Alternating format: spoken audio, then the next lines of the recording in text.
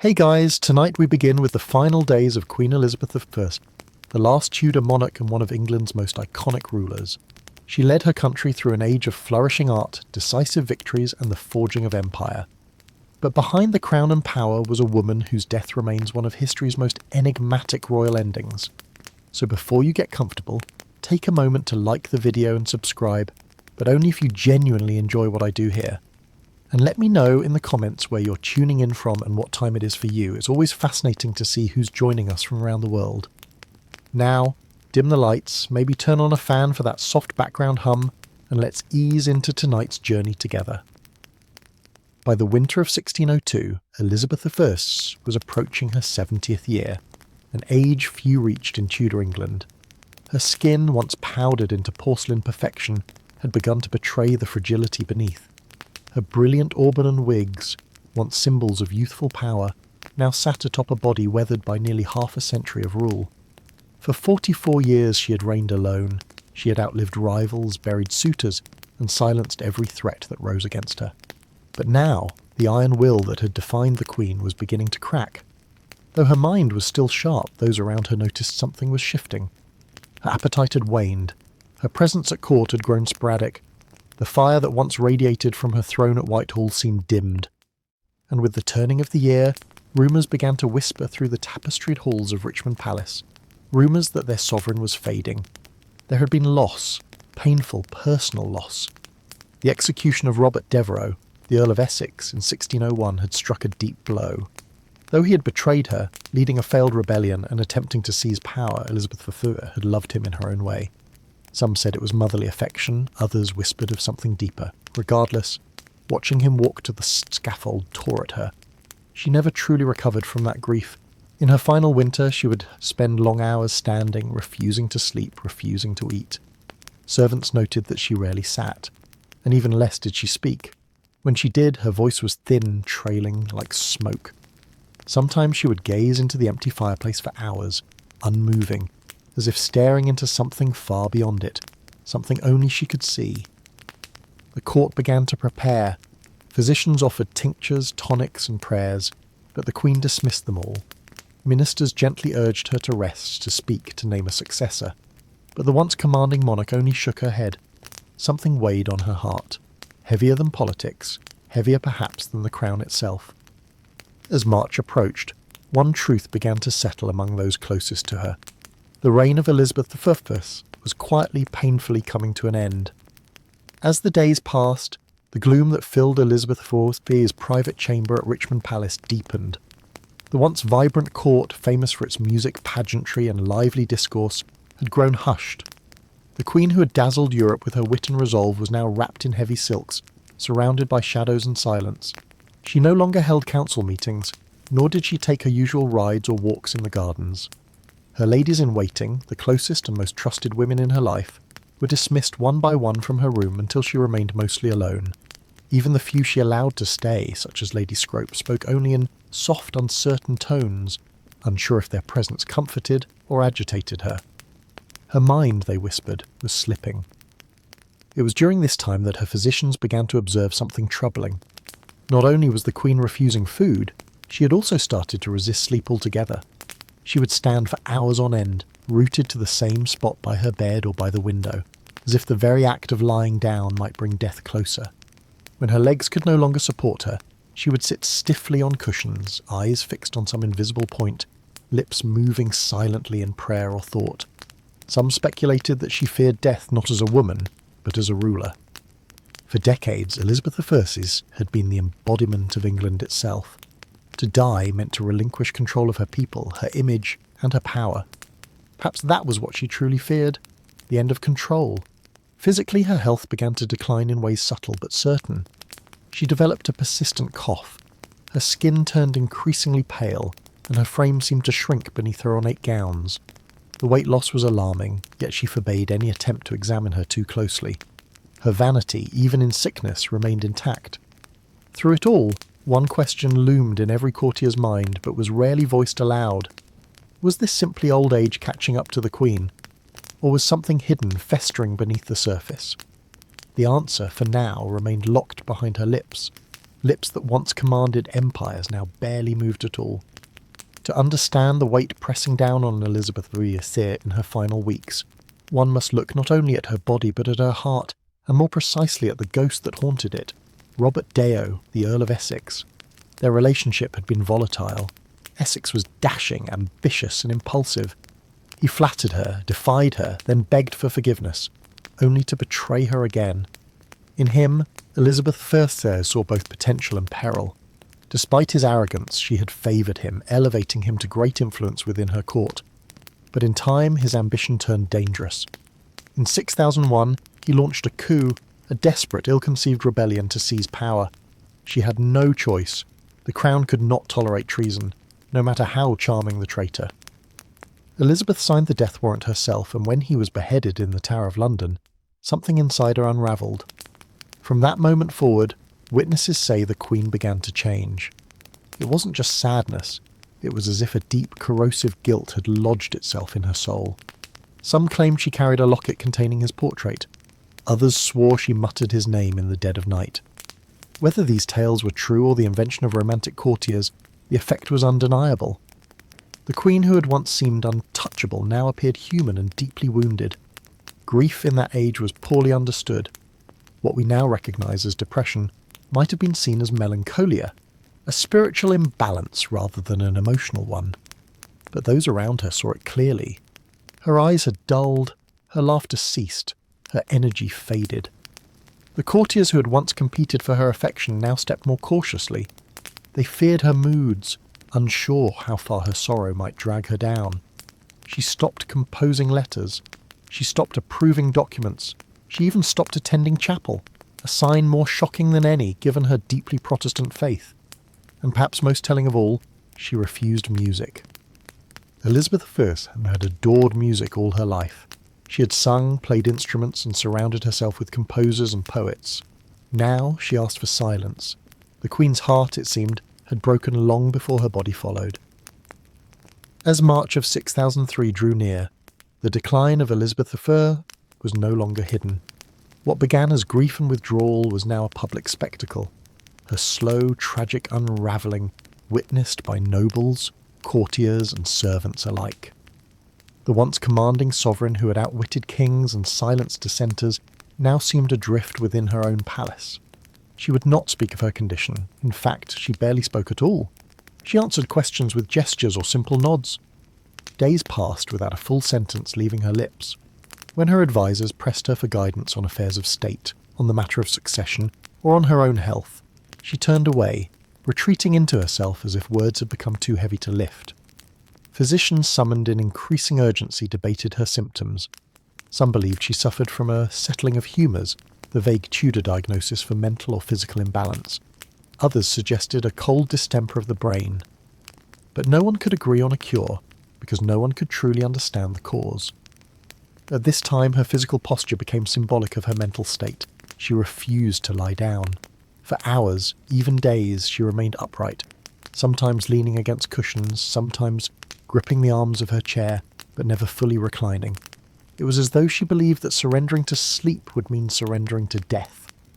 Servants would later report how the Queen stood silently in the corner of her room, cloaked in heavy black, unmoving for hours at a time. At night, they took turns watching her, unsure whether she was praying, mourning, or simply lost. The palace around her seemed to fall into a hush. Courtiers spoke in whispers, nobles paced outside her door anxious for news. And all the while the air grew thick with unspoken fear, not just of losing their queen, but of what might come after. The realm had no clear heir, and though Elizabeth had long refused to name one, everyone suspected that James VI of Scotland would be chosen. But without her voice, without her seal, would her will be honoured? England was no stranger to power struggles, and a queen's silence could turn into a nation's chaos. The silence was no longer just hers, it was England's, holding its breath. Among the many whispered theories about Elizabeth I's death, one stands out not because of its drama, but because of its slow, invisible nature. It wasn't a sword or poisoned goblet that may have killed her, but rather something far more insidious, her makeup. For decades, the Queen had adorned her face with a signature white mask of beauty. a thick layer of cosmetic powder known as Venetian ceruse. It was a fashion born from the aristocracy, designed to signal nobility, purity and wealth. The mixture, however, contained two key ingredients: vinegar and white lead. Yes, lead, a metal we now know to be toxic even in small quantities. Applied daily, layer upon layer, this lead-based makeup was absorbed through the skin. Over time, it could damage the nervous system, weaken the muscles, cloud the mind, and ultimately shorten the lifespan. The symptoms of lead poisoning read like a shadowed list of Elizabeth's final months: fatigue, depression, tremors, loss of appetite, cognitive decline, and skin deterioration. Her contemporaries noted that her teeth had blackened and fallen out. Her hair, once bright and flame red, had thinned and disappeared. Her skin beneath the paint was marked by sores, blemishes, signs that were hidden from the public behind pearl-studded wigs and powdered masks, and yet the Queen remained committed to the illusion. She insisted on presenting the image of eternal youth even as her body rebelled. That makeup was not just vanity, it was armour, and like any armour, it came with weight, in this case a poisonous one. Some modern historians believe that long-term lead exposure may have contributed significantly to her physical and mental decline. The irritability, the confusion, the refusal to sleep or eat, even the depression that followed the death of Robert Devo might have been magnified by chemical imbalance. But in her day no one understood these dangers. Venetian ceruse was celebrated. It was even imported and used across Europe. The very thing that made Elizabeth I iconic may have also been one of the slowest, most cruel contributors to her downfall. In the end, the white mask that defined her public image may have also quietly hastened the fading of the woman beneath it. By the second week of March 1603, the condition of Elizabeth I had become undeniable. Her courtiers now moved with urgency, though careful not to show panic. The Queen had stopped eating entirely. Her body, already thin, seemed to retreat into itself, her bones visible beneath the ornate fabrics that once projected power and grace. She was wasting away, and yet no one could give her illness a name. Tudor medicine had no clear diagnostic tools. There were no thermometers, no microscopes, no concept of infection as we know it. Illness was a matter of humours: blood, phlegm, yellow bile, and black bile. If those were imbalanced, disease followed. Treatments involved bleeding, herbal picasses, or purging the system, and yet none of these worked because no one truly understood what was happening inside the Queen.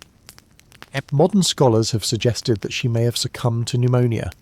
The cold air in Richmond Palace, mixed with long hours of standing and fasting, may have led to a lung infection. A persistent cough, chills, and a slow slide into delirium align with such a theory, and without antibiotics, even a mild case of pneumonia was potentially fatal. Others speculate blood poisoning, possibly due to abscessed teeth or infected sores under her cosmetics. Dental hygiene was poor, and Elizabeth had already lost several teeth. Infections in the mouth, if left untreated, could enter the bloodstream, a deadly condition known today as septicemia, but none of these possibilities could be confirmed in her time, and so her physicians guessed. They used herbal tonics, tried warm compresses, and prayed. But Elizabeth would have none of it. She rejected all medicine. She would not allow incisions nor bleedings. She even refused to undress completely, guarding her modesty to the very end. And through it all, she said almost nothing. The silence around her became part of the illness. Her servants tiptoed, her ladies wept in private, her ministers watched helpless as the one figure who had dominated their lives for decades began to vanish, not in a blaze, but like a candle slowly dying in its holder. No one could help her, no one even knew what to call it, and so they simply waited for the end or a miracle. Though her body was failing, it wasn't illness alone that burdened Elizabeth I. It was the immense, inescapable weight of rule. For over 4 decades she had stood as the embodiment of England. Her crown was not just a symbol of power. It was a living thing, fed by every decision she made, every speech she delivered, and every threat she outwitted. But now, in the stillness of her chamber, that crown sat heavy and unclaimed, and the question of what came next loomed over the dying Queen like a storm. Elizabeth had no children, no direct heir. The Tudor line, so fiercely defended and glorified, was ending with her, and though she had maintained a lifetime of political control, she had long resisted naming a successor. Why? perhaps because naming one meant acknowledging her own mortality, something she had stubbornly refused to do. The most obvious candidate was James VI of Scotland, son of Mary, Queen of Scots, whom Elizabeth had executed decades prior. He was male, Protestant, and had a legitimate claim through his great-grandmother, Margaret Tudor. But his rise to the English throne would not be simple. Factions existed, old grudges remained, Catholic claimants still lurked in the shadows. As the Queen's strength faded, pressure mounted on her to make a formal declaration. Ministers, especially Robert Cecil, the Secretary of State, pressed gently but firmly.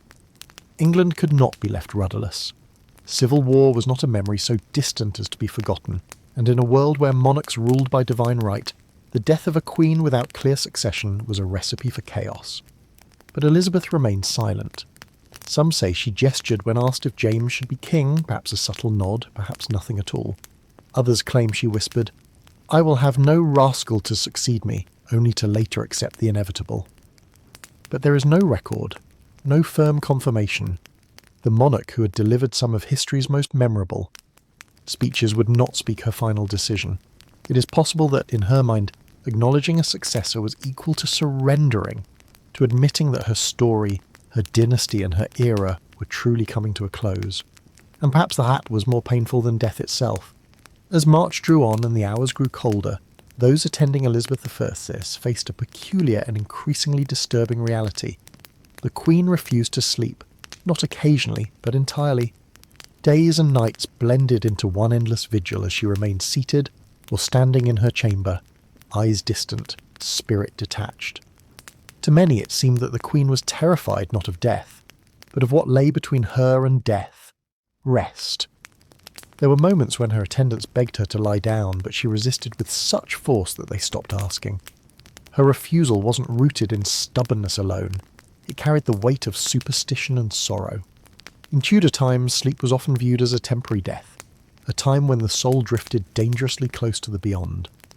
And Elizabeth I, despite her formidable logic and intellect, may have believed that if she closed her eyes, she would never open them again.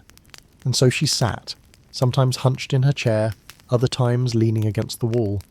She defied the limitations of her failing body. The swelling in her legs worsened. Her breathing grew shallow, but still she would not lie in bed. Her servants tried to coax her with music. She turned it away. They brought warm drinks. She waved them off. She did not wish to be comforted nor convinced.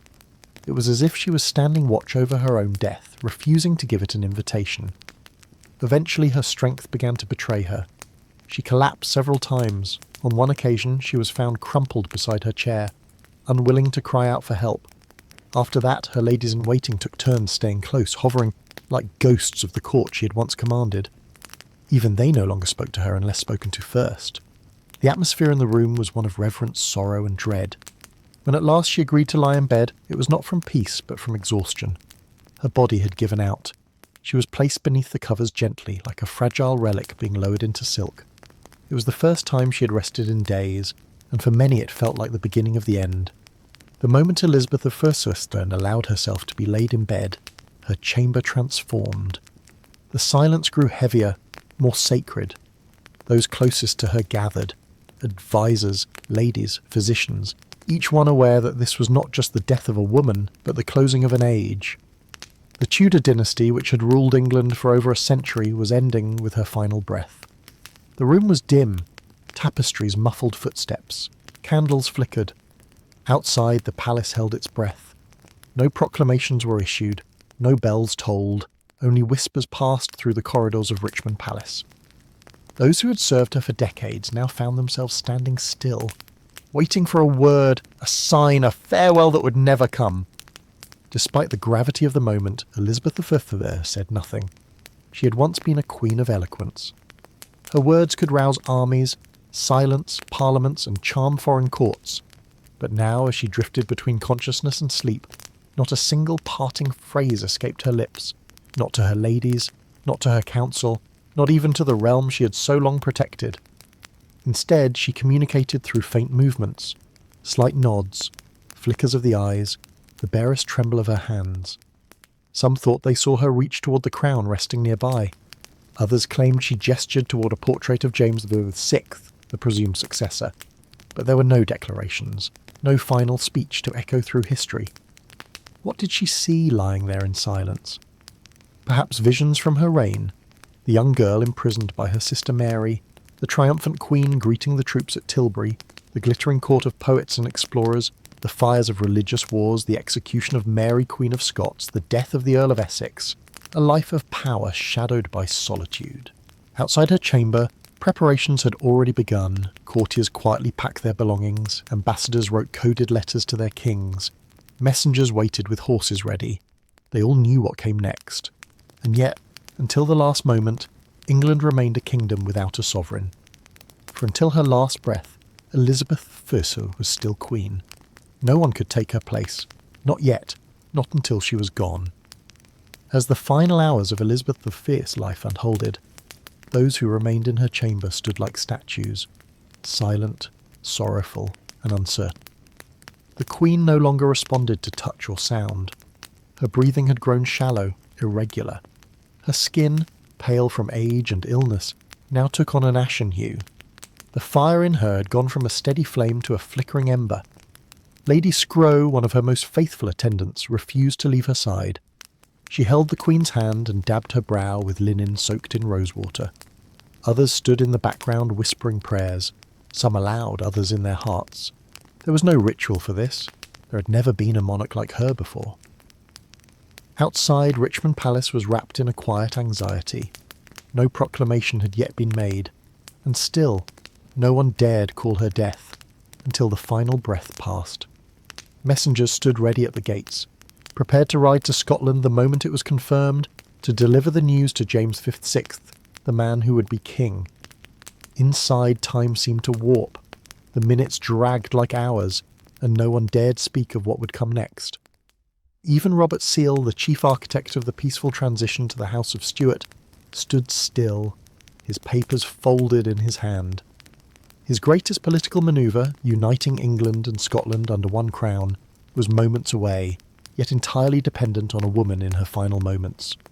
Then, just before dawn on March the 24th, 603, it happened. No cry, no gasp, just silence. The room remained motionless for a full minute, as if all feared the breath might return. Then quietly Lady Scrow covered the Queen's face with a linen cloth. It was over. Elizabeth I was dead. Her passing was not marked with fanfare, nor even with a priest's final rites. She had refused them all. The Virgin Queen, as she was so often called, had died alone, surrounded not by family or heirs, but by the weight of history. A monarch born of scandal, who ruled through storms and fire, now passed into legend with the same dignity she held in life. Quiet, unbending, and ultimately unknowable. The death of Elizabeth I sent a chill across the kingdom, not because it was unexpected, but because of what it left behind. A throne without a voice, a court without direction, and a realm uncertain of its next heartbeat. She had been the only monarch many in England had ever known. Her presence was woven into the fabric of everyday life, her image stamped onto coin and conscience alike. Now that image was still. Immediately after her death, her body was left undisturbed. According to the tradition, her ladies kept vigil beside her, whispering psalms through trembling lips. A single candle burned at her bedside. The cloth over her face did not conceal her identity. It preserved it, as though the nation needed one final moment to believe she was truly gone. But while grief settled inside the walls of Richmond, elsewhere, wheels were already turning. Robert Seel, perhaps the only man who truly understood the scale of this moment, stepped into motion. His secret correspondences with James VI of Scotland had prepared for this day. The couriers were sent, riding with breathless urgency through muddy spring roads, carrying news that would transform two kingdoms. Meanwhile, back in London, the people waited. No bells rang, no mourning was declared. The court kept the death quiet for several hours, fearing unrest or opportunistic power plays. But word eventually seeped out, first through servants, then to merchants and clergy. The Queen was gone, and with her so too went the Tudor. There was no child, no sibling, no cousin raised at her side to step into her place. Elizabeth had left behind no personal heir, only the political hope that her choice unspoken but widely assumed, would be honoured. The Privy Council met in hushed tones. The moment was fragile. A kingdom needed direction, and fast. The fear of factionalism, of Catholic uprisings, of foreign meddling, all these haunted their thoughts. The bloodshed of past successions loomed like a shadow, yet the Queen's long silence had not stopped her government from preparing. Within hours of her death, the Council declared that James VI of Scotland would become James I of England. A new dynasty began, but even as the nation turned toward the future, it did so in mourning for the woman who had shaped an age and left behind a silence no crown could fill. After the Council announced the succession of James VI, now James I of England, the focus shifted to the care of the Queen's body. Elizabeth I, who had guarded her image with almost obsessive control throughout her reign, could no longer maintain the illusion. The mask she had worn, both literal and symbolic, was beginning to fall away. In life she had been meticulous about appearances. She rarely allowed herself to be seen without her full regalia, the white lead makeup, the elaborate gowns, the fiery wigs. Even in her final days she kept her chamber darkened and denied most visitors. Vanity, yes, but also power. To appear weak was to risk everything in a court filled with ambition and knives. Now, in death, her body told a different story. As her ladies gently prepared her for burial, they began to see what had long been hidden beneath layers of silk and powder. Her skin bore the signs of age and illness, bruising, lesions, and the pale, unnatural hue from years of toxic cosmetics. Her hands, once adorned with rings and sceptres, were thin and bony. Her hair, what little remained, had turned wispy and white. There was no denying it. Elizabeth I had been dying long before she allowed anyone to see it. And yet, in death, there was something profound about her humanity. She was no longer Gloriana, the Virgin Queen, or the untouchable monarch on coins and canvases. She was a woman who had carried a kingdom on her back for 4 decades, and paid the price with her body. No embalming was done immediately.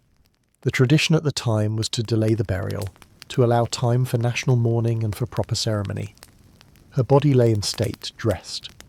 One final time in royal robes, crown placed above her brow, orb and sceptre at her side. For all the imperfections now visible, her people still came to pay respects, not just to the queen she had been, but to the person she had become, a woman of contradictions, powerful and alone, brilliant and burdened, fierce and fragile.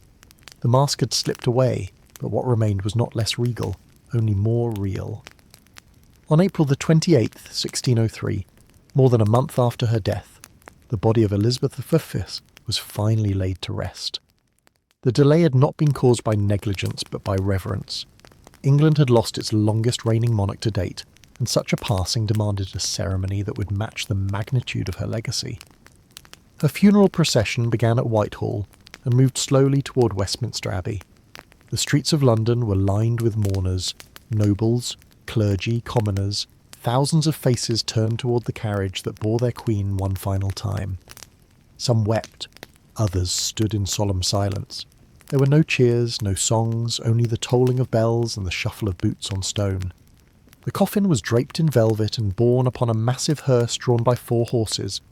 Above it sat an effigy of Elizabeth I, dressed in state robes with crown, orb and sceptre, eyes open, face serene, as if still watching over her people. The image was so lifelike that many believed it to be her real body, propped upright in death. Behind the hearse marched an honour guard, followed by the nobles of her court, members of parliament and ambassadors from foreign nations. Each step echoed the weight of transition. A queen was being buried, but an entire era was being mourned. At Westminster Abbey, she was interred in the vault beside her half-sister Mary Thiers, a symbolic reunion between 2 queens once bitterly divided by religion and rivalry. On the tomb, the inscription reads, "Partners in throne and grave, here rest we 2 sisters, Elizabeth and Mary, in the hope of one resurrection." The irony was not lost on historians.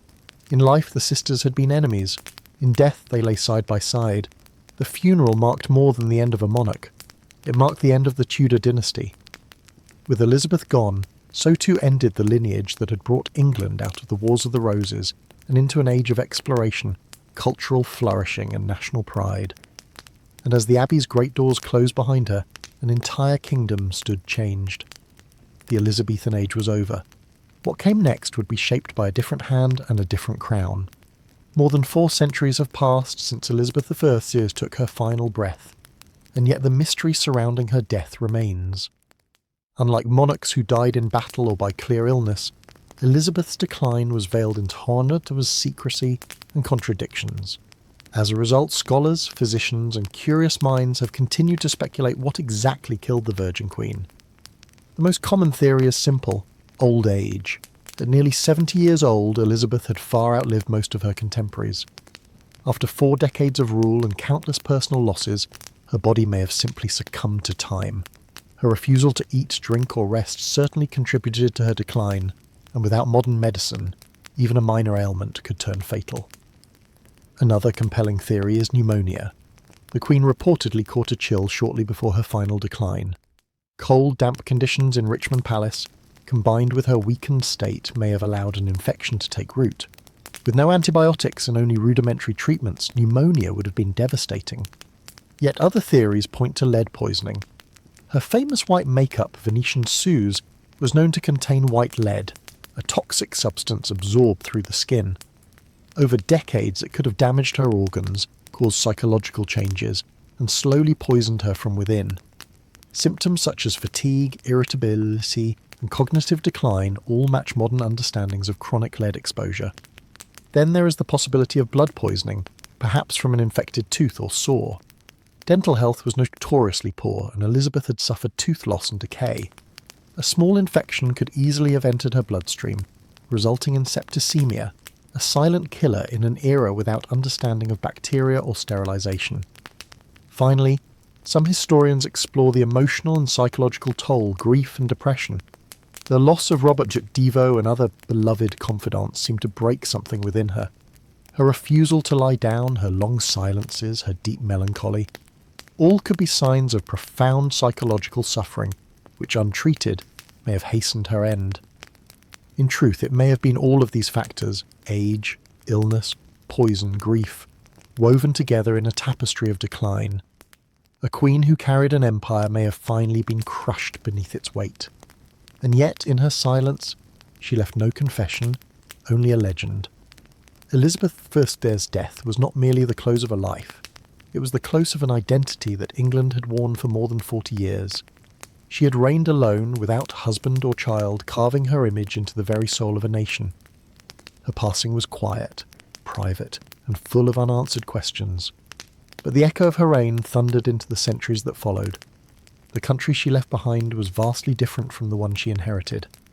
When she first ascended to the throne in 1558, England was fractured by religious war, threatened by foreign powers, and teetering on the edge of instability.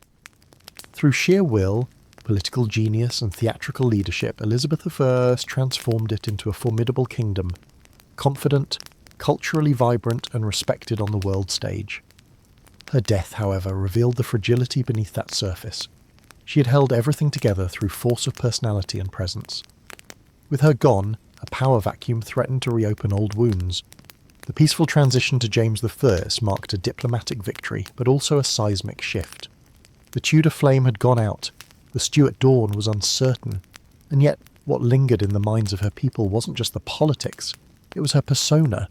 The speeches at Tilbury, the defiant rejection of marriage, the cultivated image of the Virgin Queen, the jewels, the gowns, the high forehead, the poetic rhetoric, all of it became mythic. Even her final silence served her legacy. She exited the world on her own terms, offering no final word, no dying gasp, for legacy or pity. In life, she'd been a master of performance. In death, she let the silence speak louder than any closing act. To this day, historians still debate the details of her death, but few debate her impact. The Elizabethan age remains one of the most celebrated periods in English history. Her name became shorthand for a golden era of poetry, exploration, and national pride.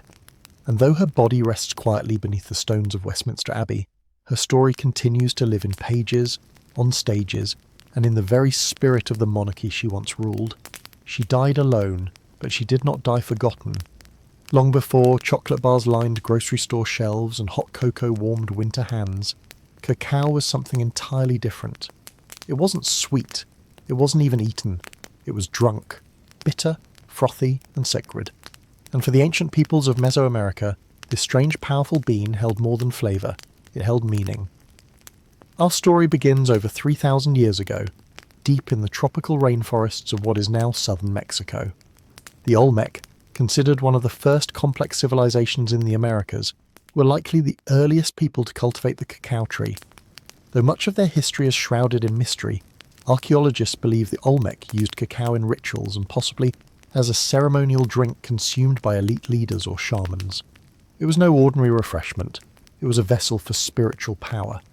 But it was with the Maya civilization that cacao truly became a divine gift. The Maya, whose empire spanned much of Central America from around 250 to 900 CE, worshipped cacao as a sacred plant bestowed by the gods. According to their mythology, cacao was a gift from the gods of creation, part of the very foundation of human life. The Popol Vuh, a sacred Maya text, describes the gods forming humans from maize and cacao, binding them to the natural world. Cacao was reserved for important moments. Priests offered it during religious ceremonies. Nobles drank it during elaborate feasts. It was believed to invigorate the spirit and open a gateway to the divine. Served cold and mixed with chili spices or cornmeal, the cacao drink was rich, intense, and energizing. Often, it was poured from vessel to vessel to create a frothy foam, a sign of prestige and quality. But cacao's value went even deeper than ritual. Maya markets used cacao beans as currency. A few beans could buy a tamale, 100 could buy a turkey. People stored them like money, traded them, and even made counterfeit versions from clay. To the Maya, chocolate wasn't a treat. It was life, power, wealth, and worship all in one. It was the drink of the gods, flowing through the veins of kings and priests, and its bitter, intoxicating taste marked the beginning of one of the most remarkable culinary journeys in human history. Among the Maya, cacao was more than a beverage. It was a living symbol of divine order, woven into the very fabric of daily life and cosmic belief. This small, bitter bean from the jungle was thought to be a sacred substance, capable of connecting mortals to the gods, the earth, and the afterlife.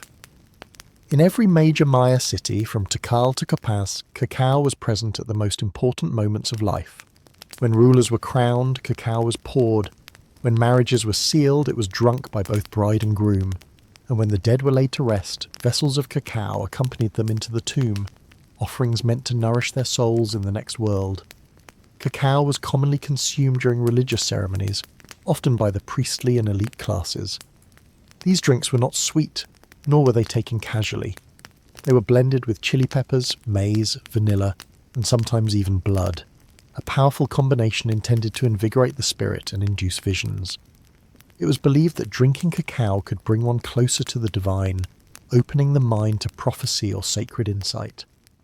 The Maya also believed cacao trees were sacred. Their curved branches and brightly coloured pods symbolised life, fertility, and abundance. In art, cacao often appeared alongside gods and ancestral spirits on painted ceramics and carved stelae.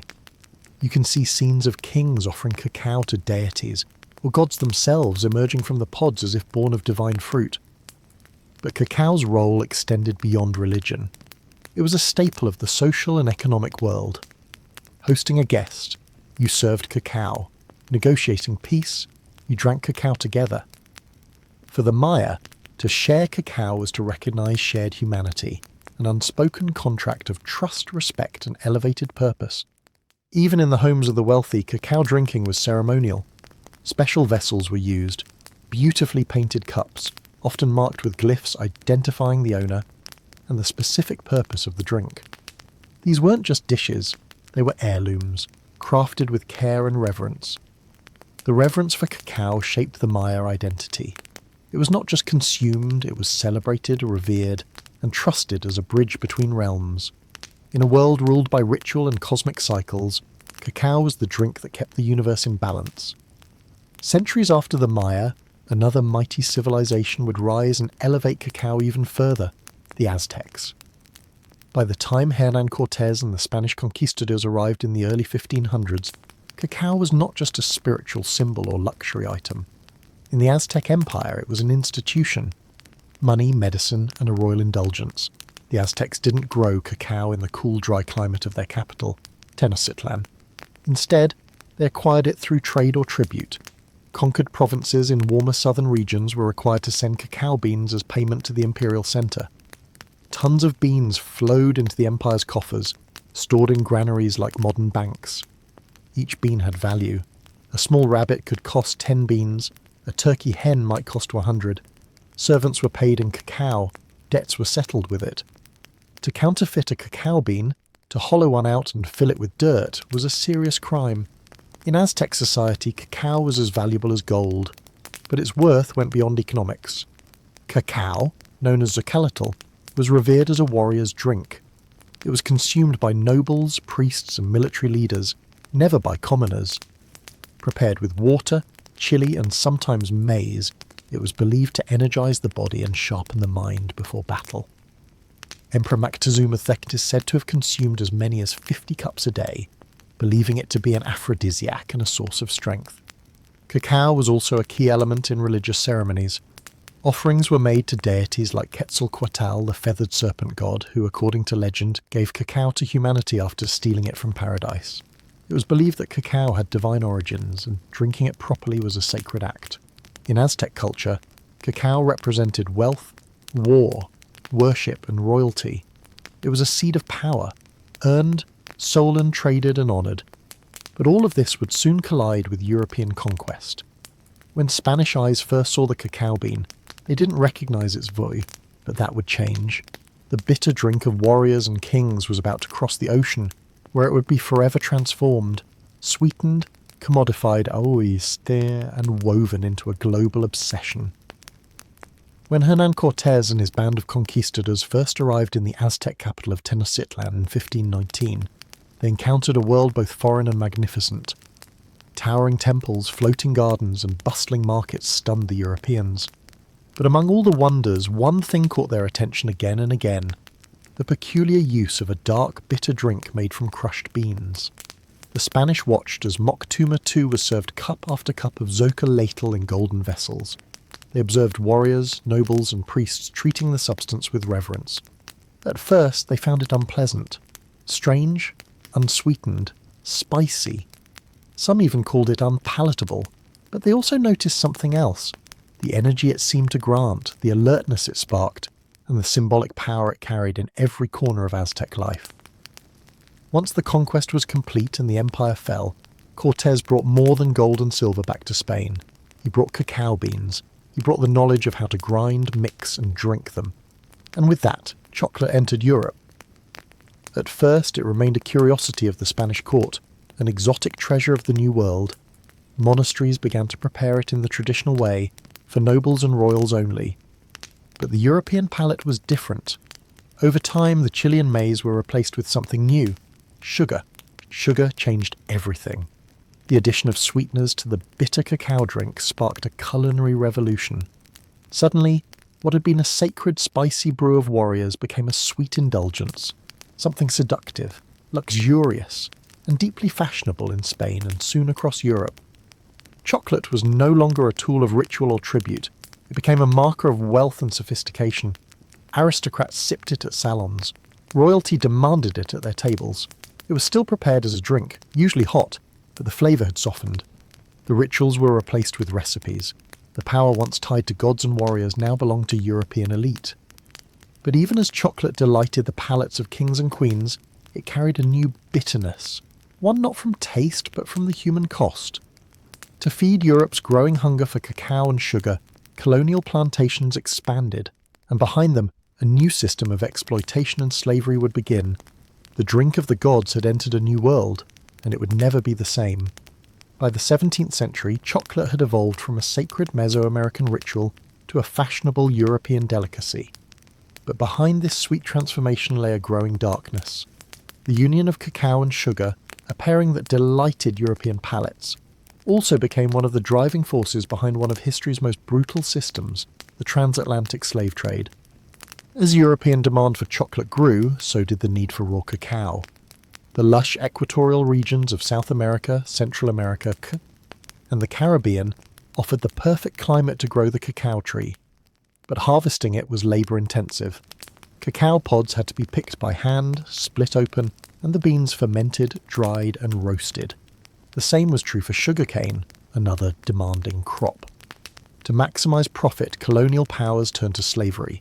The Portuguese, Spanish, French, Dutch, and British all participated in building plantation economies fueled by enslaved labour.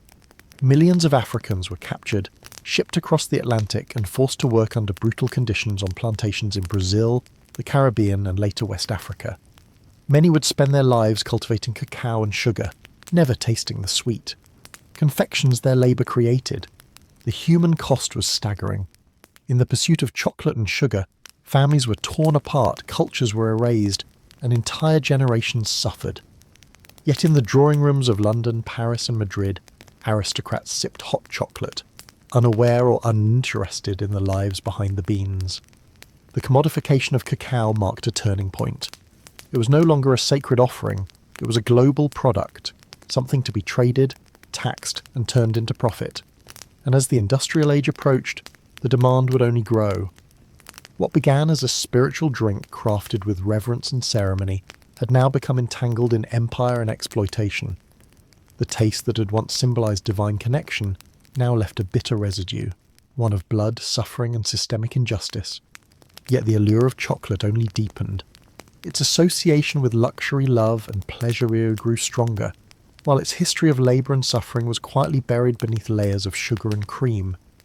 The story of chocolate's rise was no longer just about flavour or ritual. It was about power, profit, and the people sacrificed along the way. For centuries, chocolate remained a liquid luxury served in royal courts and elegant salons. But as Europe entered the Industrial Revolution, chocolate was about to undergo another transformation, one that would forever change its form, its audience, and its place in the world. The early 1800s saw a wave of invention.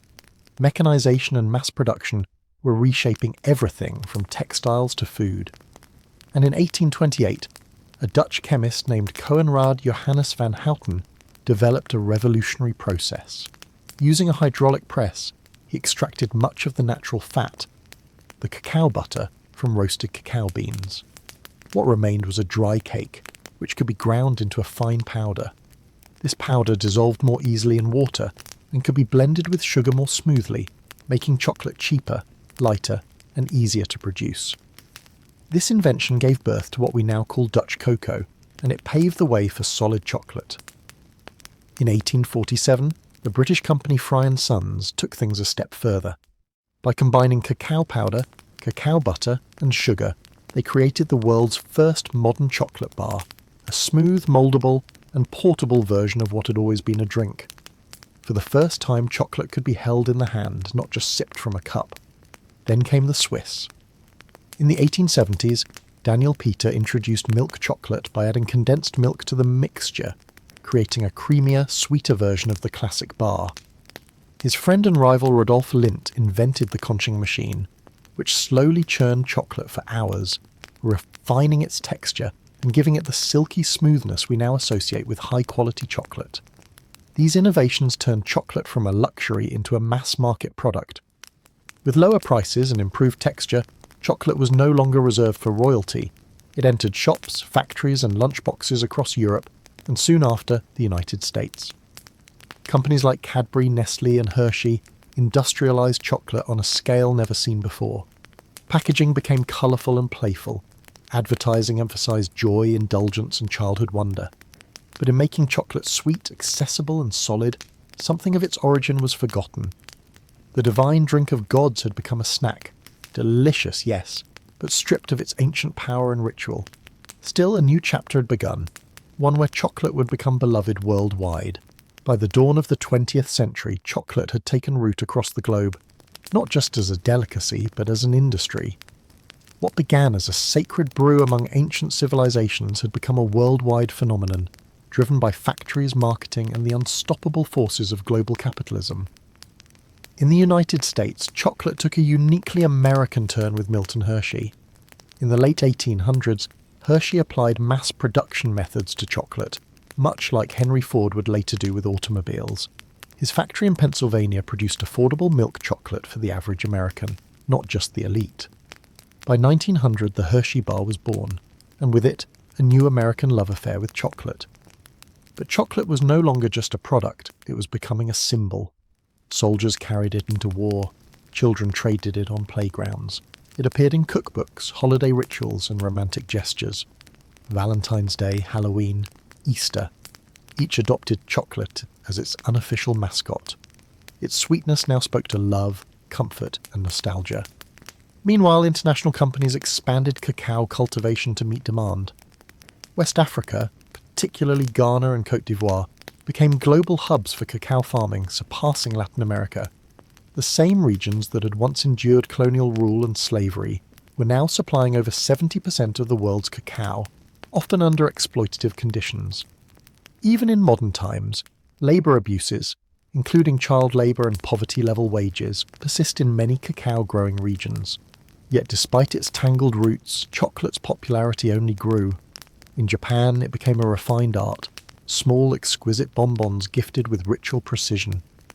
In Switzerland, it was a matter of national pride, with brands like Toblerone and Lindt defining premium quality. In Mexico, chocolate returned to its ancient roots, used in traditional dishes like mole. Where bitter and savoury flavours coexist, global chocolate culture was and still is a paradox, universal yet personal. A product born of indigenous ceremony, transformed by empire, refined by industry, and then embraced in 1,000 unique ways across continents. From the Andes to Antwerp, from Ghana to Geneva, chocolate had become part of the human story. And even though few stop to wonder where it came from, every bite carries the flavour of history, sweet, bitter, and everywhere in between. In the whirlwind of industrial growth and global expansion, chocolate's ancient origins were largely forgotten. What once carried divine meaning and ceremonial weight had become for many just another snack, delicious, convenient, and sold by the millions. But in recent decades, a new movement has begun to stir, a rediscovery of chocolate's roots and a return to the bean. The craft chocolate movement began in earnest in the early 2000s. Inspired by trends in coffee, wine, and slow food, artisans and chocolatiers across the world started asking, where does our chocolate come from? Who grows it? What does it taste like before it's buried beneath sugar and additives? The answers led them back to the cacao bean. Unlike industrial chocolate, which is often blended from beans sourced in bulk, craft chocolate focuses on single-origin cacao, preserving the unique flavours of specific regions, soils, and fermentation styles. Beans from Madagascar might taste fruity and citrusy, while those from Ecuador could carry floral or nutty notes. Chocolate, it turned out, had terroir, just like wine. This reawakening wasn't just about flavour, it was also about ethics. With greater awareness came concern over how cacao is produced. Documentaries and investigations revealed ongoing labour abuses, including child labour and unfair wages on cacao farms. In response, many craft chocolate makers began working directly with farmers, paying premium prices for high-quality, ethically grown beans. Labels like Fair Trade, Direct Trade, and Rainforest Alliance emerged, each striving to create a more just and sustainable supply chain. Meanwhile, chefs and food historians began reviving ancient Mesoamerican uses of cacao. In parts of Mexico and Guatemala, traditional drinks made with cacao, chili, and maize regained popularity. Indigenous communities shared recipes passed down for generations, reminding the world that chocolate was not invented in a factory, but in a forest. Museums, books, and culinary tours followed. People began to see chocolate not just as candy, but as culture, rich in heritage, struggle, and story. The world had changed chocolate, but chocolate in its essence had never changed. It was still the fruit of a tree grown by hand, prepared with care and shared with meaning. And for those who cared to listen, chocolate once again began to speak not just in sweetness, but in memory. Today, chocolate is everywhere. At celebrations, in vending machines, inside pastries and gourmet kitchens alike. It's a symbol of love, luxury and comfort, but beneath its creamy surface lies a history that's anything but simple. It's a story of gods and empires, of joy and exploitation, of ritual and reinvention. Chocolate, perhaps more than any other food, is a mirror held up to civilization itself, from the sacred ceremonies of the Maya to the bitter brews of Aztec warriors, from the hands of enslaved labourers on colonial plantations to the gilded salons of European nobility. From wartime rations to Valentine's Day traditions, chocolate has journeyed alongside of humanity, reshaping itself at every turn. Its legacy is layered. On one side, chocolate represents ingenuity, resilience, and cultural fusion. It is the perfect example of how ingredients from one continent can meet techniques from another to create something entirely new. It has inspired poetry, science, and innovation, from the chemistry of tempering to the artistry of flavour balancing. On the other side, it holds a shadow. Much of the modern chocolate industry still depends on the labour of impoverished farmers, many of whom have never tasted the chocolate bars their beans help produce. Despite awareness campaigns and ethical certifications, problems like deforestation, underpayment, and child labour remain ongoing concerns in the cacao supply chain. Chocolate is also a story of forgotten voices. The indigenous peoples who first revered cacao saw it as sacred.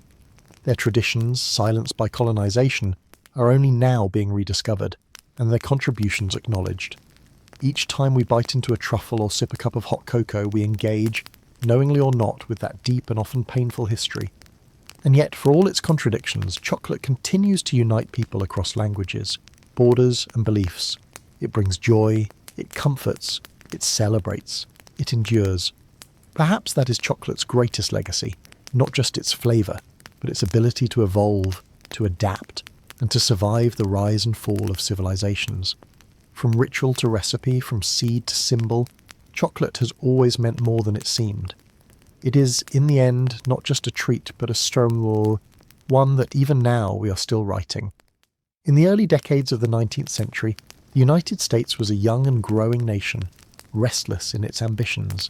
Its population was surging and white settlers were pushing outward, hungry for farmland, gold and opportunity. To many, the promise of the American frontier was a divine right. But to fulfill that dream, they looked westward. Not into wilderness, as they imagined, but into lands already deeply rooted in memory. Culture and life, those lands belonged to Native American nations. Among the most prominent were the Cherokee, Creek, Choctaw, Chaysaw, and Seol tribes. With sophisticated political systems, written languages, newspapers, and schools, these were not scattered bands of nomads. They were sovereign communities, many of which had long tried to coexist with the United States on legal and diplomatic terms. The Cherokee Nation in particular had adopted numerous elements of American society in hopes of preserving their autonomy.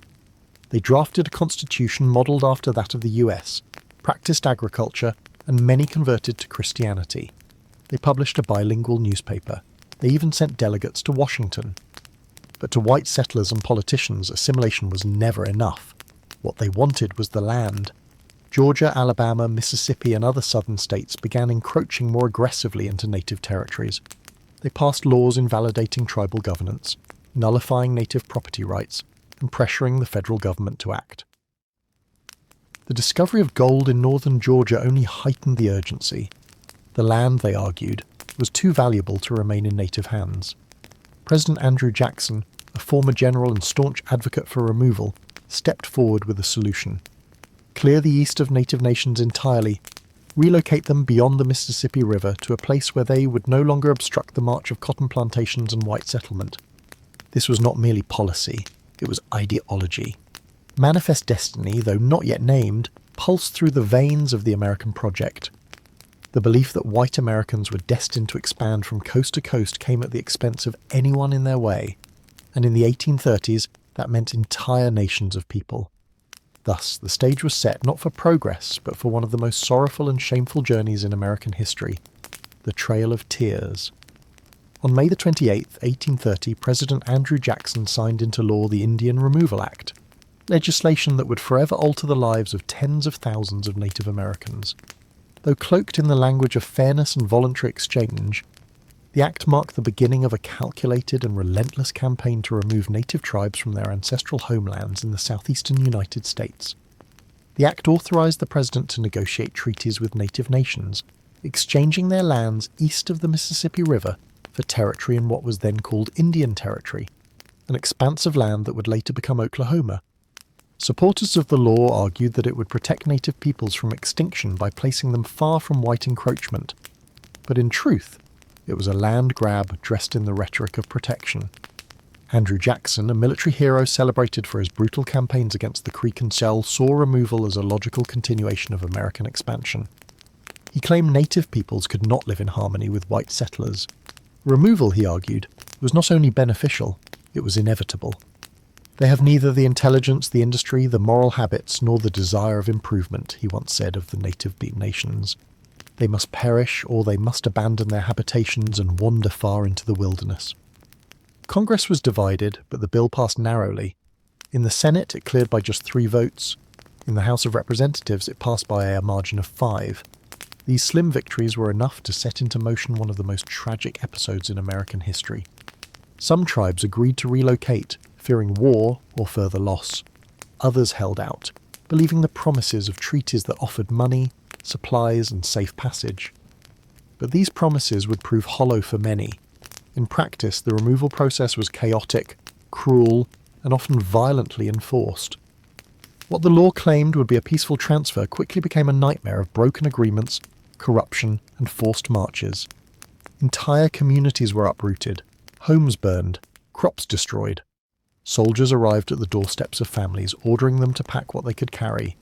Behind them came settlers, ready to claim the cleared land. The Indian Removal Act didn't just redraw maps. It severed ancestral ties, destroyed lives, and exposed a bitter truth. American expansion was built not only on hope, but on heartbreak. While many tribes faced mounting pressure to sign removal treaties, the Cherokee Nation chose a different path, one grounded not in weapons, but in words and law. Determined to defend their sovereignty, the Cherokee took their fight to the courts of the United States, using the very legal system that had been used against them. Under the leadership of Principal Chief John Ross, the Cherokee drafted a constitution, created a formal government, and asserted their right to exist as a sovereign nation within US borders. They believed that by proving their civilization and political structure mirrored that of the American republic, they could protect their territory. Their resistance culminated in 2 landmark Supreme Court cases. In Cherokee Nation v. Georgia, 1831, the Cherokee sought a federal injunction against laws passed by the state of Georgia that stripped them of their rights and lands. The court, led by Chief Justice John Marshall, ruled that the Cherokee were not a foreign nation, and thus had no standing to sue, a devastating blow. But the next year, a second case would shift the tide. In Worcester v. Georgia, 1832, the court ruled in favour of the Cherokee, declaring that the state of Georgia had no authority to impose laws on Cherokee territory. Marshall affirmed that the federal government alone could negotiate with sovereign native nations. For a brief moment, justice appeared to be on the Cherokee's side, but President Andrew Jackson reportedly responded with chilling defiance. John Marshall has made his decision, now let him enforce it. Whether he actually said those exact words remains debated, but his actions left no doubt. Jackson refused to uphold the court's ruling, and Georgia continued to ignore it. The Constitution had spoken, but political will refused to listen. The Cherokee, clinging to hope, still resisted signing removal treaties. But division crept in.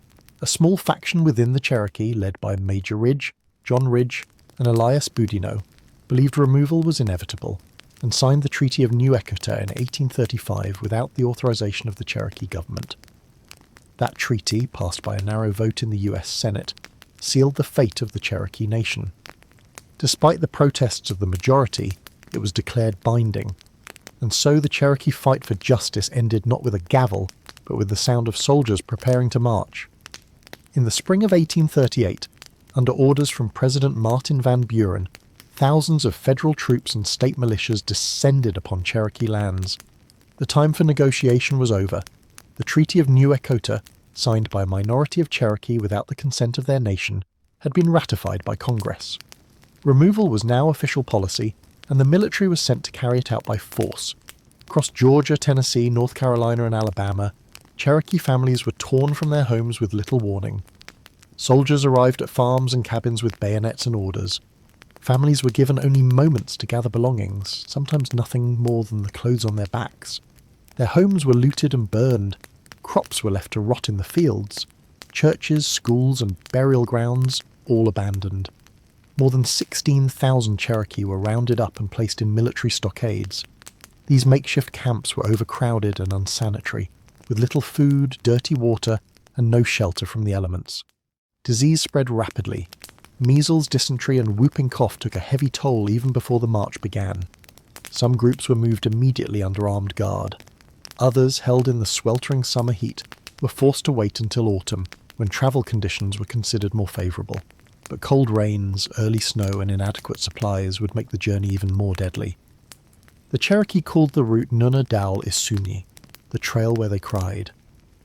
Roughly 200 miles stretched between their homes and the so-called Indian Territory.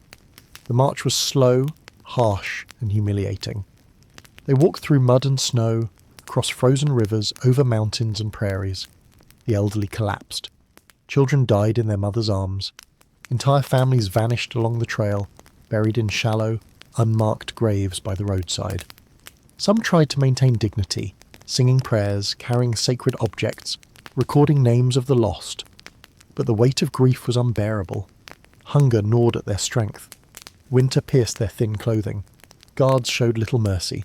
By the time the last group arrived in what is now Oklahoma in early 1839, it's estimated that over 4,000 Cherokee had died, nearly a quarter of their entire population. This was not simply a relocation, it was a death march, a forced erasure of identity, home and hope. When the last group of Cherokee reached Indian Territory, in March of 1839, the journey was over, but the suffering was not. The losses endured along the Trail of Tears extended far beyond the 4,000 lives claimed by disease, exposure and starvation. What died on that trail was more than people. It was a way of life, a spiritual connection to land, and the cultural continuity of an entire nation. The trauma echoed through generations. Survivors arrived weakened, broken, and grieving. They had lost elders who carried traditional knowledge, children who had represented future hope, leaders who had defended their people with all the strength they had. There were no ceremonies for the dead, no time for mourning. The land they had been forced to settle was unfamiliar and often hostile. The promises made by the US government of protection, supplies, and fertile land were inconsistently honoured or ignored altogether. The physical wounds were matched by the emotional ones. The Cherokee had been a proud nation with schools, printing presses, and a constitution. They had trusted the legal system, believing that law would protect them. But their trust had been betrayed, their justice denied, their rights erased. The survivors' divisions deepened. The treaty party, those who had signed the Treaty of New York, were viewed by many as traitors. In June of 1839, just months after the relocation, Major Ridge, John Ridge, and Elias Boudinot were assassinated by fellow Cherokee in a wave of retribution. The unity of the nation, already battered by removal, now fractured further under the weight of internal conflict. And yet, even amidst devastation, the Cherokee endured. They rebuilt schools, they re-established their government, they began printing newspapers again. They held on to their language, their stories, their faith. The resilience that had once carried them through legal courts and diplomatic struggles now became the foundation of survival. Still, the scars of removal ran deep, and they remain today. The Trail of Tears is not just a chapter in a history book. It's a living memory carried in families, in oral traditions, and in the soul of a people who were forced to leave everything behind. And in that memory there is sorrow, but also strength. While the Cherokee Trail of Tears is the most widely remembered, it was not the only forced removal. The Indian Removal Act of 1830 targeted multiple native nations, each with their own languages, traditions and lands, and each endured their own version of exile, suffering and loss. The Choctaw were the first to be removed, beginning in 1831. Thousands of Choctaw were forced from their homelands in Mississippi and Alabama. Most travelled on foot without wagons or adequate supplies. As they marched through freezing rains and swollen rivers, hundreds died. A Choctaw chief later called it a trail of tears and death, a phrase that would echo in history. The Creek Nation, once powerful in the southeast, was next. After years of broken treaties and violent clashes with settlers and militias, they too were rounded up and driven westward. In 1836, over 15,000 Creek were removed, many in chains. Thousands perished along the way, while others were sold into slavery or scattered from their kin. The Chickasaw negotiated payment for their lands before removal, but their journey was no less brutal. Delays in receiving compensation left them without resources, and hundreds died from disease and starvation during the move west. The Seminole of Florida resisted most fiercely. From 1835 to 1842, They waged guerrilla war against US forces in the swamps and forests. Leaders like Osceola became symbols of resistance, but even the Seminole could not withstand the weight of US military power forever. Thousands were captured or killed. Others were forcibly marched to Indian Territory, while a small group fled deep into the Everglades, where their descendants remain today. In all, over 100,000 Native Americans from multiple nations were displaced during the removal era. The government called it policy. The settlers called it progress. But for Native peoples, it was catastrophe. Each nation's trail was different, but all shared the same themes: betrayal, suffering, and loss. Sacred homelands were stripped away, cultural centres were shattered, the bonds of community, family, and memory were stretched to the brink. And yet these nations carried their songs, their languages, and their spirit with them into a new land that did not welcome them, but where they would find ways to survive. When the Cherokee, Choctaw, Creek, Chickasaw, and Seminole finally arrived in Indian Territory, what is now the state of Oklahoma, they found a land that was nothing like the one they'd been forced to leave. The federal government had promised fertile soil, safety from further encroachment, and permanent ownership of their new homes. But those promises, like so many before, would prove fragile. The land was unfamiliar, the climate harsher. For many it was difficult to grow crops or rebuild homes using traditional methods. Winters were bitter and unpredictable. Summer drought scorched the earth. Communities were scattered, with many families arriving months apart or not at all. Diseases followed them: cholera, smallpox, influenza. Grief lived in every new settlement. The government aid that was promised, livestock, tools, food and money, often arrived late or not at all. Corruption plagued the system. Contractors cut corners, supplies were spoiled, resources meant to help resettled families start over were siphoned off by middlemen or bureaucrats with little oversight. Worse still, the land that had been guaranteed as a permanent Indian homeland was soon under threat. As settlers pushed westward and the borders of US states crept closer, new pressures emerged. Railroads began to carve through the land. Treaties were rewritten or ignored under pressure or manipulation. What had been set aside as sovereign territory began to shrink once again. Despite these hardships, the nations worked to rebuild. The Cherokee re-established their capital in Tahlequah and rebuilt schools and institutions. The Choctaw and Chickasaw reorganized their governments. New constitutions were written, councils met, churches were built, farming resumed. Communities began to heal, not by forgetting, but by enduring. And yet, even in Indian Territory, the shadow of removal loomed. Every promise made to protect their new homeland was vulnerable to the same forces that had driven them from their original lands: greed, expansion, and disregard. The land that was promised became a temporary refuge in a nation still unwilling to see native people as permanent, rightful inhabitants. Though many believed they had finally found peace, history would soon prove otherwise. The story of the Trail of Tears didn't end in Indian Territory.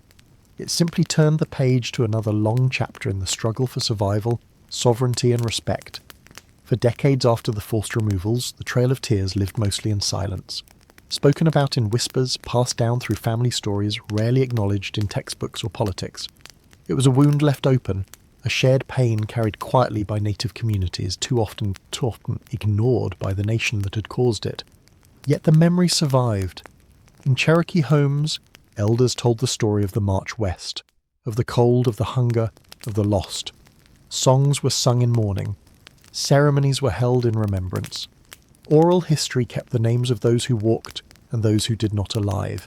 The land remembered too, old trails, shallow graves, and surviving documents mark the route like a scar across the heart of a continent. It was not just a trail of sorrow, it was a trail of survival. The resilience shown by native nations after removal defied the expectations of those who had tried to erase them. In the decades that followed, the Cherokee, Choctaw, Creek, Chickasaw and Seol would not only rebuild, they would thrive. They formed new governments, ran schools, printed newspapers, and preserved languages and spiritual traditions. Against the odds, they endured. Still, the silence from outside their communities remained. Not until the late 20th century did wider America begin to reckon, even faintly, with the tragedy of the Trail of Tears. Activists and tribal leaders worked to reinsert the story into national memory. Memorials were erected, commemorative trails were marked, school curriculums were slowly updated. The phrase Trail of Tears became a recognised term not just among historians, but in the national consciousness. But acknowledgement is not the same as justice. The effects of removal are still felt. The disconnection from ancestral lands, the historical trauma, and the legacy of broken promises continue to shape the realities of native communities today. Yet through every hardship, the strength of these nations endures. The same spirit that guided them through forests, across rivers, and into exile still lives on, in language revival programs, cultural preservation efforts, and the stories told around fires and kitchen tables. The Trail of Tears is not just about what was lost, it's about what was carried forward. Faith, memory, and the unyielding will to survive. Today, the Trail of Tears is remembered not only as a historical event, but as a living memory. A reminder of injustice, of resilience, and of the strength it takes to carry a people forward when the world turns against them. The route that once echoed with footsteps of grief now serves as a sacred path of remembrance. Across the United States, monuments, trails, and museums mark the journey. The Trail of Tears. National Historic Trail, designated by Congress in 1987, stretches over 5,000 miles across 9 states, tracing the paths taken by those who were forced to march westward. It winds through forests, fields, and quiet towns, inviting visitors to walk, if only for a moment, in the footsteps of those who endured it. But true remembrance goes beyond monuments. For the descendants of those who walked the trail, memory lives in community, language, and ceremony. Tribal nations continue to honour their ancestors through annual memorial rides, storytelling gatherings, and language revitalisation programs. What was once a story nearly silenced is now reclaimed and spoken with pride. Schools now teach it, films portray it, authors and poets give voice to the sorrow and strength of that era. And native youth grow up knowing that their identity is rooted in more than survival. It is rooted in courage, resistance, and continuity. Yet there is still work to do. The Trail of Tears stands as a challenge to how history is told and remembered. It asks us to confront the cost of expansion, the cruelty behind policy, and the ongoing struggles faced by Indigenous peoples. It reminds us that progress without humanity is not progress at all. It is erasure. To honour the Trail of Tears is to do more than look back. It is to listen, to learn, and to uplift the voices that once were pushed aside. It is to recognise that the story of America is incomplete without its native nations, not just in the past, but in the present and in every chapter yet to come. And so we remember not just with sorrow, but with deep respect. Because even in the face of betrayal and exile, the people walked forward, and they did not vanish, they endured. For in the biting cold of early 1692, Salem Village, Massachusetts, was a place thick with unease. Tucked into the harsh New England wilderness, this Puritan settlement was more than just a collection of farms and meeting houses. It was a community teetering on the edge of spiritual and social collapse. The people of Salem believed they were God's chosen, placed in a wild and dangerous land to carve out a righteous life. But beneath their devotion simmered years of fear, tension, and division. The Puritans lived under a strict religious code. They believed in an invisible world filled with angels and demons. The devil, they were taught, was not a metaphor but a real and active force. Witches, they believed, could sign the devil's book, casting spells and corrupting the innocent. To question this was to question Scripture. To doubt a minister was to challenge God. And Salem had no shortage of spiritual pressure. Reverend Samuel Parris, the village's minister, was a deeply polarising figure, harsh, suspicious, and often paranoid. He saw signs of sin everywhere. His sermons thundered with warnings of damnation and the devil's work. He divided the congregation with his fire and brimstone preaching, creating deep rifts among neighbours. Families beyond the pulpit. Salem faced economic and political strain. A long-running feud between Salem village and the wealthier Salem town caused constant tension. Land disputes were common, and the boundaries between property, belief, and personal grievance were often blurred. Old resentments lingered just beneath the surface. To make matters worse, the surrounding wilderness was a source of terror. The memory of brutal Native American attacks during King Philip's War was still fresh. Crops had failed the year before. Smallpox had swept through the region. In the Puritan mind, these disasters were not chance. They were punishment for hidden sins. It was in this atmosphere of religious anxiety, political rivalry, and survivalist dread that a group of young girls would begin to act strangely. Their sudden fits, wild accusations, and cries of witchcraft would not be dismissed as childish games. Not here. Not in Salem. Because in Salem the devil was real, and in 1692 the villagers believed he had come to visit. It began as many tragedies do, with children. In January of 1692, 2 young girls in Salem village, 9-year-old Betty Paris and her 11-year-old cousin Abigail Williams, began to behave in alarming ways. They screamed, thrashed, and contorted their bodies into unnatural positions. They barked like dogs, hurled objects, and spoke in gibberish. When reprimanded, they wailed in pain and claimed they were being pinched or pricked by invisible forces. Their afflictions confounded the adults around them. Reverend Samuel Paris, Betty's father, initially saw the behaviour as disturbing but perhaps curable. A local doctor, William Griggs, examined the girls and gave a chilling diagnosis. They were under an evil hand. In a deeply religious and superstitious community like Salem, that meant only one thing: witchcraft. Soon other girls began to display the same symptoms. Anne Putnam Jr., Mercy Lewis, Mary Walcott, and Elizabeth Hubbard joined the afflicted circle. Their fits escalated, drawing the attention of the entire village. These girls were not from the fringes of society. They were daughters of prominent families, respected members of the Puritan order. That gave their words weight. When pressed to name the cause of their suffering, the girls did something that would change the fate of the entire colony. They pointed fingers. The first to be accused was Tituba, an enslaved woman of Caribbean origin in the Paris household. She was a convenient target, foreign, non-white, and associated with stories and rituals that seemed exotic and suspect to Puritan eyes. Alongside her, the girls named 2 other local women, Sarah Good, a poor and often homeless beggar, and Sarah Osborne, who had scandalised the community by refusing to attend church and marrying her servant. 3 women, each vulnerable in different ways, were suddenly the focus of an entire town's suspicion. They were arrested and jailed. For the villagers, this was a spiritual emergency. If witches walked among them, they had to be identified and purged. What had begun as an unexplained illness in a single household now spiralled into full-blown panic. And as the accusations spread, no one, not neighbours, not friends, not even family, would be safe from suspicion. Salem had opened the door to fear, and it would not be easily closed. In the early months of 1692, as more villages fell into hysterics and more names were whispered in fear, Salem's courts began relying on a kind of evidence never before used in any English-speaking legal system: spectral evidence. It would become the most controversial and damning tool of the trials, and the most dangerous. Spectral evidence was based on the belief that a witch could send her spirit, or spectre, to torment victims from afar. The afflicted girls would scream in court, claiming to see the accused person's ghost pinching, choking, or stabbing them while the accused stood silently in front of them, often in disbelief. To the Puritan mind, this wasn't imagination or performance. It was considered valid proof of a pact with the devil. When the accused denied their guilt, they were accused of lying, and when they stayed silent, that too was seen as an admission of guilt.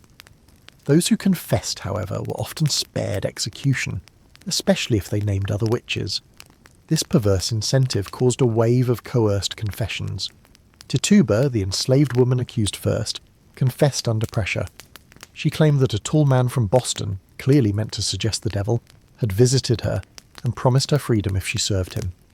She described strange creatures, flying spirits, and even said she had seen a witch's book filled with signatures, implying that others in the village had also made deals with Satan. Her testimony was graphic, theatrical, and terrifying. Whether Tituba's confession was strategic, survival-driven, or partly imagined remains debated, but it had a powerful effect. It validated the girls' accusations and stoked public fear. If witches were real, and if they had moved unseen, then anyone could be guilty.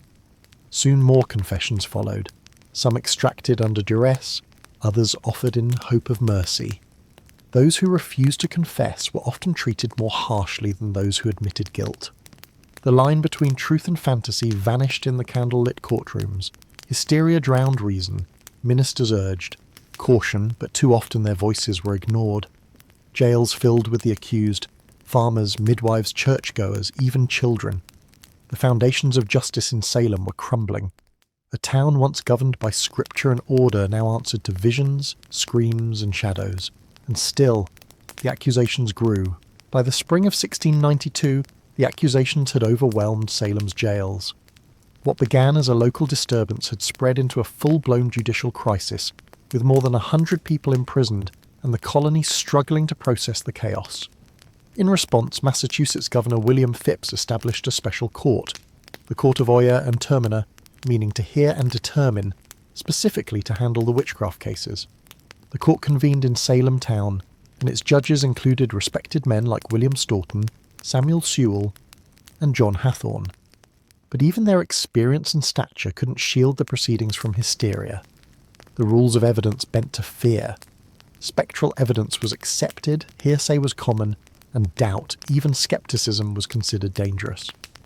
The first to be formally tried and executed was Bridget Bishop, a woman long suspected by neighbours of being unruly and outspoken. She wore bright clothing, ran a tavern, and had been accused of witchcraft years before, making her a perfect scapegoat. During her trial in June, the afflicted girls claimed to see her spectre pinching and mocking them in the courtroom. When she denied all charges, her resistance was taken as proof of guilt.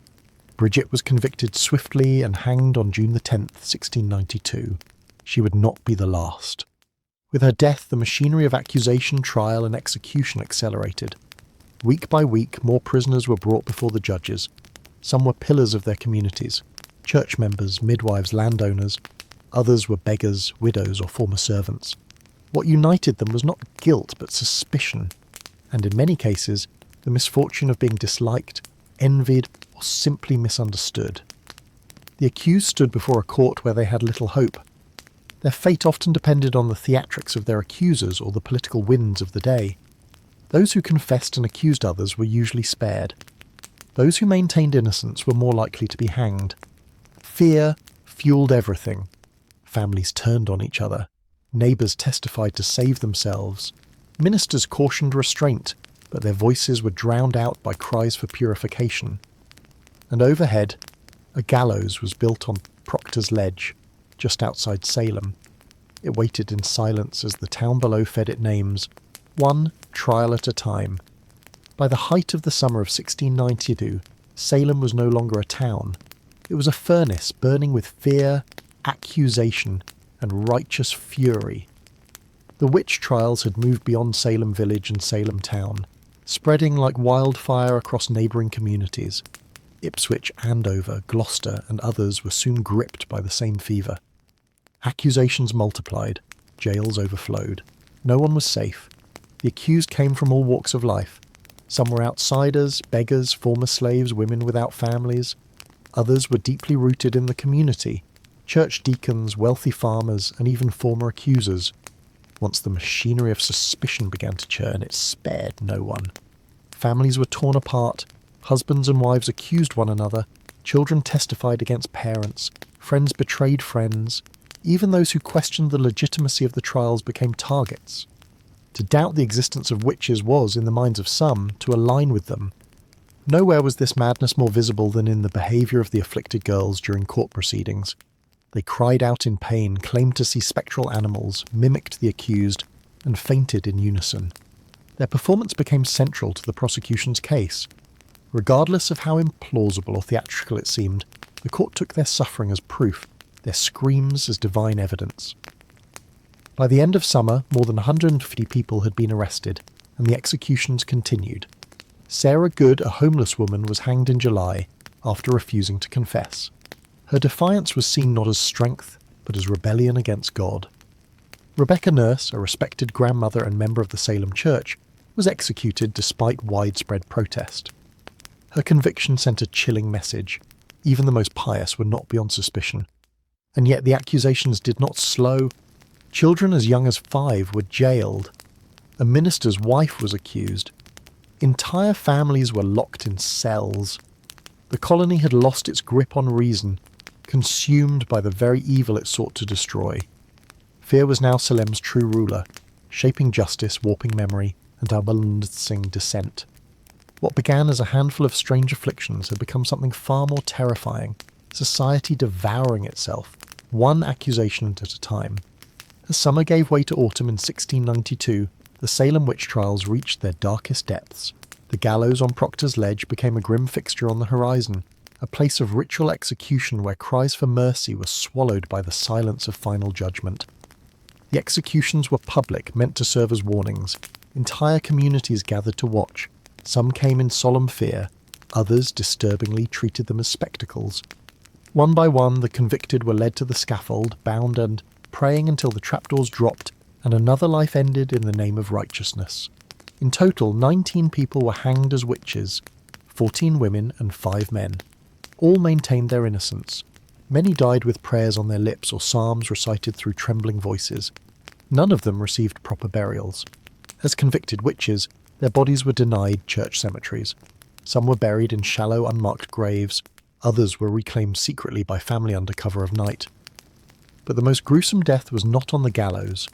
Giles Corey, an 81-year-old farmer and the husband of accused witch Martha Corey, refused to enter a plea at his trial.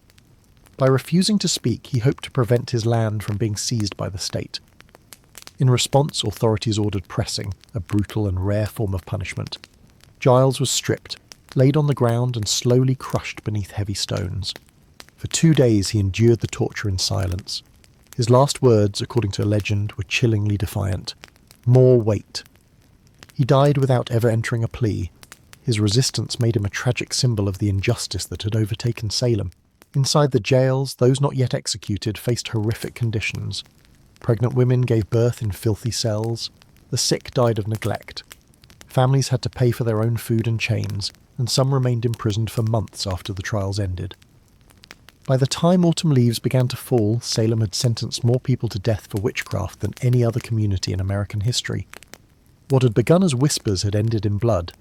And though the executions would soon cease, the damage to Salem's soul had already been done. By the end of September 1692, the fever that had gripped Salem began to falter. The turning point came not from the courts or the clergy, but from a growing sense of unease, a recognition too long delayed that something had gone terribly wrong.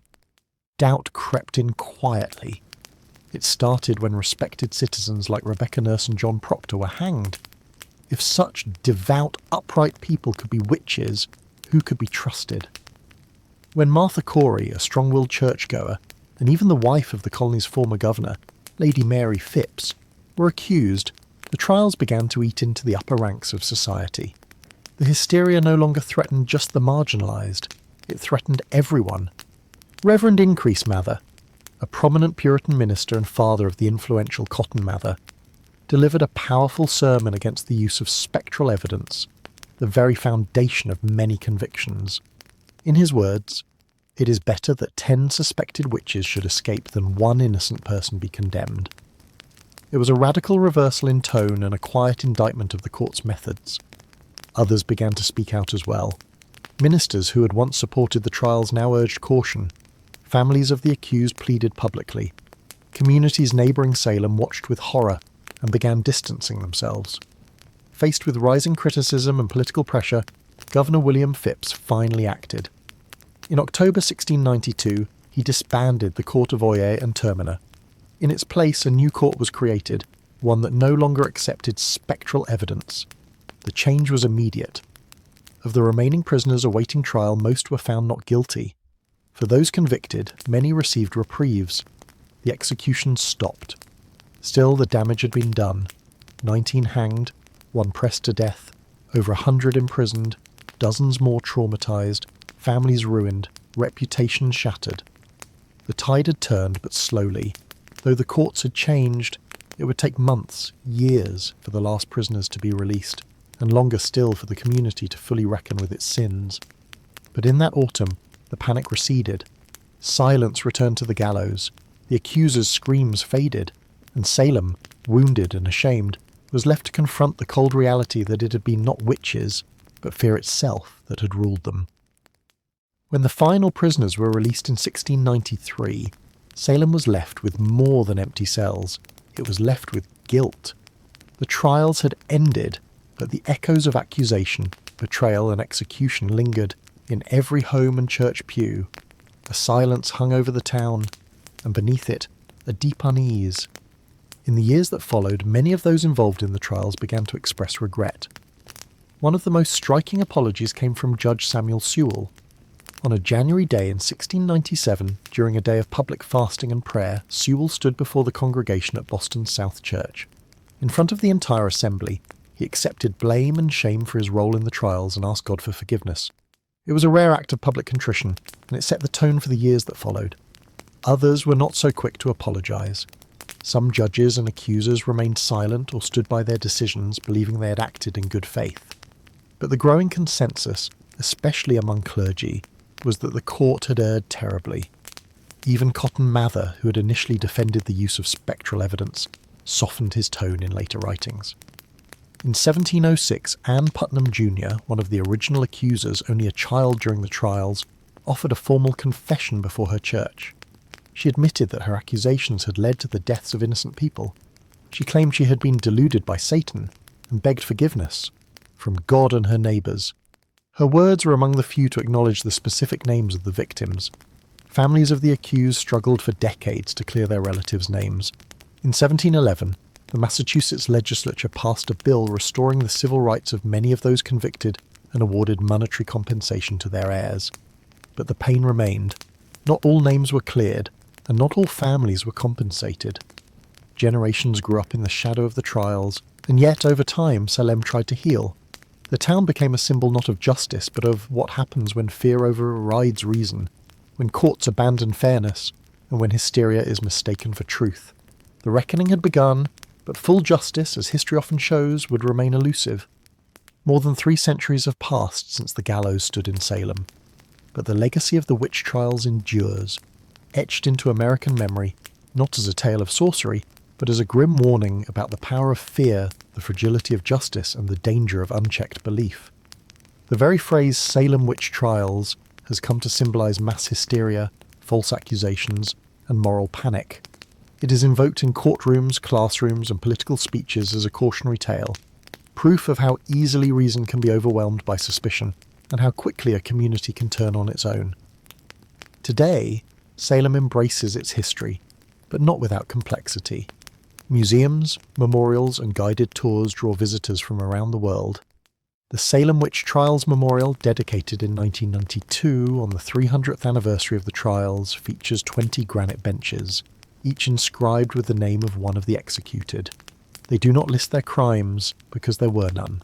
Only names, dates, and final words, testaments to dignity in the face of injustice. Yet even now, Salem's story is more than just tourism or folklore.